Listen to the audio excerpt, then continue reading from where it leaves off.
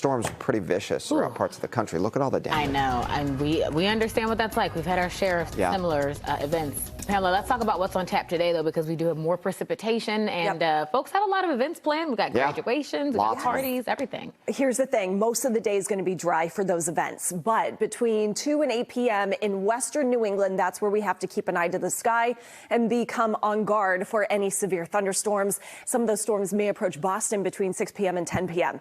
But look at this huge swath of storm reports. This includes damaging wind, flooding, rainfall, hail, and tornado reports too, with supercells that produced either the same long track tornado in some areas of Indiana or even Kentucky, and then that St. Louis area too, or several different tornadoes. So either the same or different.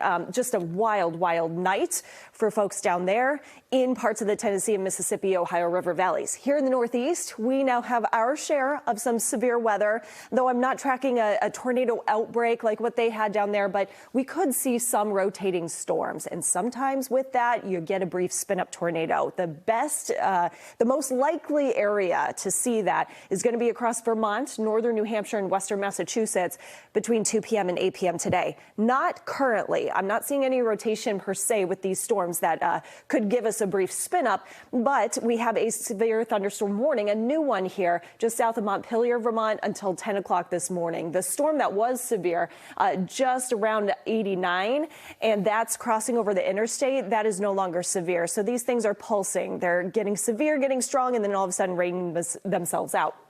So with that hail parameter here, upwards of maybe a quarter inch of hail and the chance for 60-mile-per-hour winds. So throughout the day today, with another round developing between 2 and 8 p.m., wind, hail, brief tornado threat across Vermont, as well as outside of Worcester. Once you get towards Worcester, Boston, the area is shaded in blue, damaging wind, hail, lightning, heavy rain.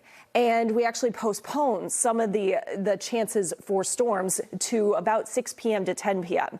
With that, we lose a lot of the daytime heating and instability. So it's really all about the cold front and how long can these severe storms sustain themselves across western parts of New England. 3 p.m., this is a snapshot, not a lot going on. We're breaking out into some of that sunshine, temperatures soaring to near 80 degrees. It's foggy for some along the south coast, but the clouds will be hanging tight for others.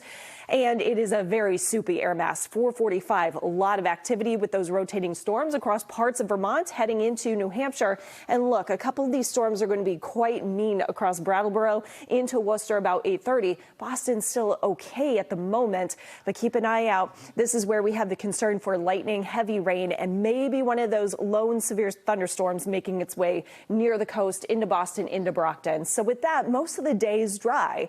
We're in the 70s. We have high humidity, and it is really warm and soupy with lows tonight back in the 50s. Tomorrow afternoon, we get slightly cooler and less humid. Sprinkles, isolated showers, and a much calmer air mass, though. Monday, Tuesday, we're dry-ish, and then a coastal storm brings in cold air, rain, and wind by Thursday.